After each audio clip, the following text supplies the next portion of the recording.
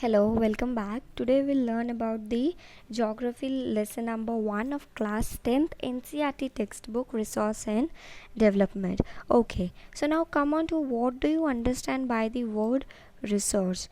What do you understand by the word resource? Resource means वो हर चीज़ जो हमारी सराउंडिंग्स में अवेलेबल है जिसको हम यूज़ कर सकते हैं अपनी नीड्स को, अपनी वांट्स को, अपनी इच्छाओं को सेटिस्फाई करने के लिए। ये व्यू में रखते हुए कि वो टेक्नोलॉजिकली एक्सेसिबल है, मतलब उसका यूज़ हम टेक्नोलॉजी के थ्रू कर सकते हैं, उसको बनाने की टेक्नोलॉजी अवेलेबल है और वो इकोनॉमिकली फ़ीज़िएबल है। इकोनॉमिकली फ़ीज़िएबल है मतलब कि उसको हम पैसों के थ्रू ख़रीद सकते हैं, मतलब वो बहुत ज़्यादा महंगा नहीं हो। एंड कल्चरली एक्सेप्टेबल है। कल्चरली एक्सेप्टेबल है मतलब कि उस पर्टिकुलर रीजन के कल्चर को वॉयलेट नहीं करता है, मतलब it is ethical in nature. Okay, so we can see the definition of resources in our book. Everything available in our environment which can be used to satisfy our needs, provided it is technologically accessible, economically feasible and culturally acceptable, can be termed as resources. Let us take an example of a human being or a teacher, lawyer, doctor. A human being is also a resources. It is a kind of resource. It is a biotic resources कि जिसमें life होती है। ठीक है, तो human being को कैसे resource की तरह यूज़ कर सकते हैं? फॉर एग्जांपल एक लॉयर, डॉक्टर या टीचर है। ठीक है, we go to them for seeking their services. ठीक है, for example if I am visiting a lawyer for some legal advice or legal service, then that person as a resources is giving me these services, his important advice. Okay, तो यहाँ पे क्या हुआ कि वो मेरे एनवायरनमेंट में available एक लॉयर है, एक रिसोर्स है, एक ह्यूमन बींग है जिसके पास मैं जा रही हूँ अपनी नीड को सेटिस्फाई करने। मुझे लीगल एडवाइस की नीड है, उसको मैं सेटिस्फाई करने जा रही हूँ और वो टेक्नोलॉजिकली एक्सेसिबल है क्योंकि उसके पास उस पर्टिकुलर फील्ड, उस पर्टिकुलर एरिया की नॉलेज है। एंड वो इकोनॉमिकली फ़ीज़िबल है, मतलब कि मेरे बजट में उसकी फ़ीस आ रही है, मैं उसको अफोर्ड कर सकती हूँ। एंड कल्चरली एक्सेप्टेबल कि वो जो मुझे एडवाइस दे रहा है वो एथिकल इन नेचर है, अनएथिकल नहीं है। Okay, so this was the definition of resources. And जब हम डेवलपमेंट की बात करते हैं तो डेवलपमेंट मतलब कि प्रोग्रेस, कि उस रिसोर्सेज में कितनी अच्छी प्रोग्रेस हो रही है और कितनी लैक ऑफ प्रोग्रेस और हमें क्या क्या स्टेप्स लेने चाहिए। So will see further into this chapter each and everything. Let's start. So now we'll come on to the types of resources. There are how many kinds of resources? Basically there are two kinds of resources. We can see first is natural resources and second is human resources. Okay, so there are two kinds of resources in your book, natural and human resources. Human resources are divided into further two kinds, structural and quantity and quality. We'll read about it further. Now first of all we'll read about all the natural resources. So natural resources are further classified into many parts, that is renewable, non-renewable, further it's continuous, biological, natural vegetation, etc, etc. So we'll go according to your book. Now first type of resources in your book is on the basis of origin. This classification of resources are done on the basis of four things. First is origin, second is exhaustibility. Origin मतलब कि वो कहाँ से आया है, उसकी root कौन सी है। एग्जॉस्टिबिलिटी मतलब वो कितने टाइम में ख़त्म हो जाता है। Third is on the basis of development मतलब वो कितना डेवलपमेंट कर सकता है और वो कितना डेवलप्ड है, कितना उसमें पोटेंशियल है। And on the basis of ownership मतलब कि उसका ओनर कौन है। So let's get started with the first classification, that is classification on the basis of origin. Okay, so on the basis of origin there are two kinds of resources, biotic and abiotic resources. हमने ये छोटी classes में भी पढ़ा है, science में भी पढ़ा है, because this particular chapter is in every subject, every single subject. We can see this in geography, lower classes in SST, science, then physics, in any subject. Okay, so biotic resources are those resources जो biosphere से बनते हैं. Now we know what is biosphere. Biosphere मतलब lithosphere hydrosphere का mixture होता है biosphere, है ना. तो बायोस्फेयर मतलब वो एरिया जहाँ पर लाइफ अवेलेबल है, लाइफ पॉसिबल है. तो वो रिसोर्सेज जो बायोस्फेयर में अवेलेबल होते हैं और जिनमें लाइफ होती है, for example flora fauna, human, fisheries etcetera. ठीक है, ह्यूमन के एग्जांपल मैंने आपको दिया अभी लॉयर के हिसाब से. Okay, flora means plants, fauna means wildlife community. ठीक है. Now second is abiotic resources. Abiotic resources means all those things which are composed of non living things. मतलब कि दुनिया में हर वो चीज़ जो नॉन लिविंग थिंग है. ठीक है. For example rocks and mineral. ठीक है, रॉक्स एंड मिनरल्स भी काइंड ऑफ रिसोर्सेज है. रॉक से हम बहुत कुछ बना सकते हैं, मिनरल से हम बहुत कुछ कर सकते हैं. So therefore it is abiotic resources. Now come on to the second basis, that is exhaustibility. Exhaustibility मतलब ख़त्म होना, कि वो कितने लंबे तक चल सकता है और कितनी जल्दी वो एग्जॉस्ट हो सकता है, ख़त्म हो सकता है. First one is renewable resources. The resources which can be renewed or reproduced. मतलब वो resources जो renew हो सकते हैं, recycle हो सकते हैं, reproduce हो सकते हैं किसी physical या chemical process के through. उसको renewable या replenishable resources कहते हैं. For example solar and wind energy हमें biosphere में मिलती है. ठीक है, but solar and wind energy में बायोस्फीयर में मिलती है और उसको हम फर्दर यूज़ कर सकते हैं. कि जैसे फॉर एग्जांपल सोलर है, सोलर पावर कहाँ से आती है, हमें सन देती है. It gives us enormous amount of heat. Okay, तो उस हीट को हम टेक्नोलॉजी के थ्रू हम उसे कन्वर्ट करके सोलर एनर्जी में कन्वर्ट कर सकते हैं. सिमिलरली विंड नेचर में अबेंडेंट मिलती है, उसको हम टेक्नोलॉजी के through we can convert into wind energy और उसको हम बार बार रीयूज़ कर सकते हैं because it is abundant in nature.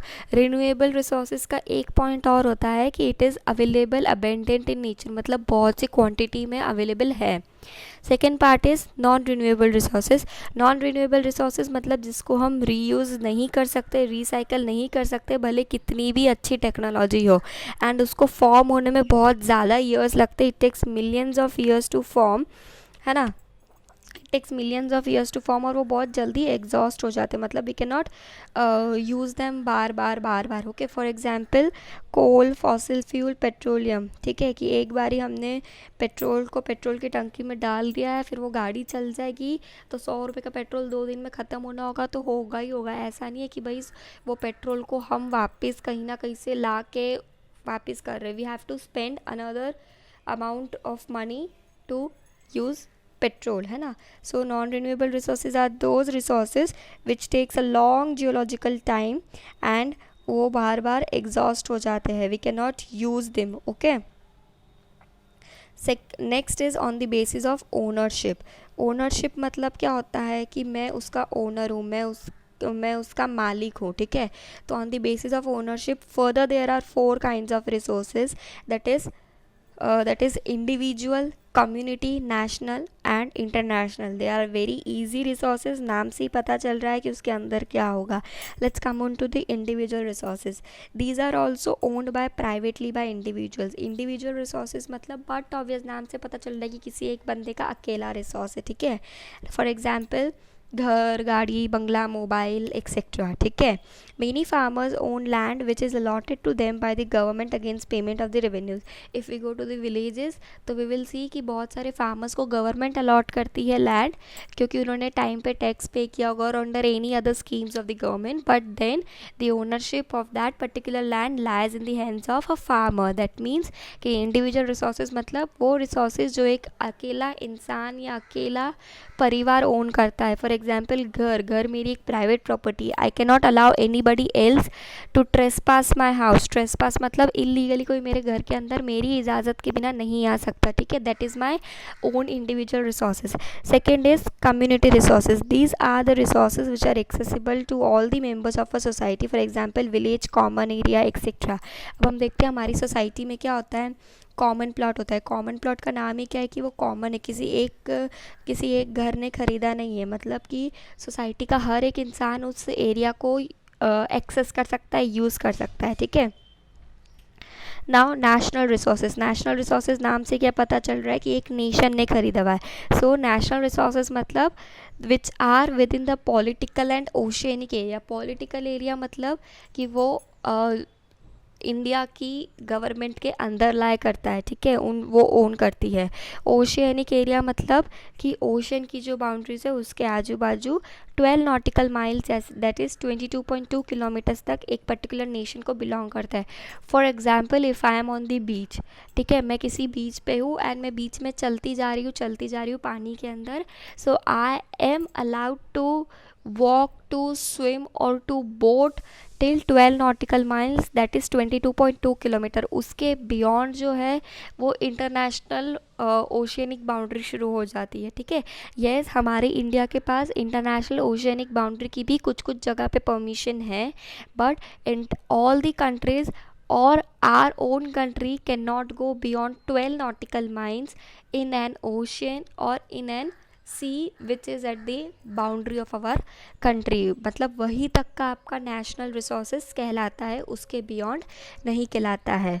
तो नेशनल रिसोर्सेज के एग्जांपल्स क्या क्या हो गए? Train, lakes, road etcetera. वो हर चीज़ जो गवर्नमेंट ओन करती है या जो भी जोग्राफिकल या टेरिटोरियल बाउंड्री में आती है इंडिया के, ठीक है. नाउ इंटरनेशनल रिसोर्सेज नाम से क्या पता चलता है कि बाहर किसी ने ख़रीदा हो, बट किसी एक कंट्री ने नहीं ख़रीदा हो, किसी एक बॉडी ने ख़रीदा हो. Which are regulated by international organizations. For example WHO that is world health organization, international monetary fund IMF. These are international organization जो किसी एक कंट्री ने नहीं खरीदा है. Yes, several countries are members. They members can be permanent और temporary members, but several countries are member and those countries are not the owner of that resources of that international body, ठीक है. the body is an apex body, ठीक है, which runs or which is governed by every member country accordingly and unitedly. So international resources are those resources which are regulated by international organization. This resources does not belong to one individual country. For example moon, ocean और Mars, ये सब हो गया कि ठीक है. अब America ये नहीं बोल सकता कि चांद पे सबसे पहले हम गए थे तो चांद हमारा हो गया. नो, ठीक है. तो वो एक इंटरनेशनल रिसोर्सेज है, मतलब हर एक देश का उस पर हक है उस पर रिसर्च करने का या उस पर कुछ भी करने का, ठीक है. Fourth and the last basis of classification of resources is basis of development. इसके अंदर ही 4 तरह के आते हैं: potential, developed, stock, revenue. Let's get started with the potential resources. Potential resources नाम से क्या पता चल रहा है कि किसी चीज़ की क्षमता. पोटेंशियल मतलब क्षमता होना. तो resources which are found in a region, वो ऐसे रिसोर्सेज जो एक रीजन में फाउंड होते हैं जिसके अंदर पोटेंशियल है, क्षमता है, कैलिबर है किसी ह्यूमन की नीड्स को सेटिस्फाई करने का, बट उसका यूटिलाइजेशन अब तक पॉसिबल नहीं हो पाया क्योंकि टेक्नोलॉजी एक्सपेंसिव है. Please listen it very carefully. The resources which are found in a region that have potential, that have caliber to satisfy human needs, but उनका यूटिलाइजेशन पूरा नहीं हो पाया है जस्ट बिकॉज की टेक्नोलॉजी बहुत एक्सपेंसिव है. For example Gujarat and Rajasthan में हवा बहुत है, विंड बहुत है एंड सोलर हीट बहुत है, बट हम पूरे ही गुजरात एंड राजस्थान में सोलर पैनल्स या विंड मिल्स नहीं लगा सकते just because solar panels are very expensive, ठीक है. So solar and wind energy come into potential resources. Second is developed resources. नाम से क्या पता चल रहा है कि वो ऑलरेडी डेवलप्ड हो चुके हैं, ठीक है. मतलब वो रिसोर्सेज जिनका ऑलरेडी उनकी क्वालिटी और क्वांटिटी के बारे में सर्वे हो चुका है और वो यूटिलाइजेशन के अंडर है, हम उसको यूटिलाइज कर रहे हैं, ठीक है. Third is stock resources. Stock नाम से क्या पता चल रहा है कि स्टॉक मेंटेन हुआ है, ठीक है. नाम से क्या पता चल रहा है? स्टॉक मेंटेन किया गया है. स्टॉक मेंटेन करना मतलब किसी चीज़ को इकट्ठा करके रखना. तो stock resources are those resources जो एनवायरनमेंट में अवेलेबल है और उनके अंदर पोटेंशियल है ह्यूमन की नीड्स को सेटिस्फाई करने का, बट वहाँ पे कोई टेक्नोलॉजी एक्सेस नहीं है. ध्यान से अगर आपने सुना हो तो potential resources and stock resources की कुछ कुछ लाइन सिमिलर है. पोटेंशियल रिसोर्सेज का क्या कहना है कि रिसोर्सेज अवेलेबल है, उसमें पोटेंशियल है ह्यूमन की नीड्स को सेटिस्फाई करने के लिए, बट हमारे पास टेक्नोलॉजी के इतना पैसा नहीं है, because technology is expensive. And stock resources में क्या है, पोटेंशियल भी है सेटिस्फाई करने का ह्यूमन नीड्स, बट टेक्नोलॉजी नहीं है। For example, extracting oxygen and hydrogen from water. Water में 2 हाइड्रोजन के मॉलिक्यूल्स होते हैं, 1 ऑक्सीजन का मॉलिक्यूल होता है, पर हमारे पास इतनी अच्छी टेक्नोलॉजी नहीं है कि हम वाटर में से ऑक्सीजन और हाइड्रोजन को अलग अलग करके यूज़ कर सकें। Okay, fourth type of resources is reserve resources. Reserve resources नाम से ही क्या पता चल रहा है, इकट्ठा करके रखा है, ठीक है। So the resources which can be utilise with the help of existing technology but are kept for future requirements. मतलब वो रिसोर्सेज जिनको हम अभी यूटिलाइज कर सकते हैं टेक्नोलॉजी अवेलेबिलिटी के कारण, बट हमने उसको फ्यूचर के यूज़ के लिए रखा हुआ है, उसको कहते हैं रिजर्व रिसोर्सेज। इकट्ठा करके रिजर्व करके रखा है आने वाले टाइम में काम करने के लिए। फॉर एग्जाम्पल, जैसे हम पैसा रिजर्व करके रखते कि मुश्किल के टाइम में काम आ गया, etcetera etcetera. Okay, so this were all about the classification of resources. Now come on to the sustainable development point. What do understand by sustainable development? Lower classes में पढ़ चुके हैं हम सस्टेनेबल डेवलपमेंट। सस्टेनेबल डेवलपमेंट मतलब वो development कि हम जो अभी रिसोर्सेज यूज़ कर रहे हैं, हमें उनको इतना जुडिशली, उनको इतना समझदारी से वाइजली काम लेना है कि हमारे आने वाली फ्यूचर जनरेशन भी उस रिसोर्सेज को अच्छी तरह से यूज़ कर सके। जैसे कि वाटर है, वाटर हम अभी इतने अच्छे से यूज़ नहीं कर रहे, बहुत वेस्ट कर रहे हैं, तो हमारी आने वाली जनरेशन को वाटर मिल ही नहीं पाएगा। सो sustainable development means such a development should take place without damaging the environment, and development in the present should not compromise with the needs of future generation। मतलब ऐसे रिसोर्सेज को यूज़ करो, ऐसे development करो entire world में कि resources ज़्यादा exhaust भी ना हो और हमें भी हमारी इच्छाएं, हमारी नीड सेटिस्फाई हो जाए, but we should not compromise the needs of future generations. ऐसे यूज़ करना है कि फ्यूचर जनरेशन्स को भी उन रिसोर्सेज का लाभ मिल सके। So this was all about part 1 of this chapter, that was all about resources, classification of resources. In the next video we learn about resource planning, land degradation and types of soil and related issues. Okay, so I hope you enjoyed this video. If you have any doubts, please comment below. Thank you for watching.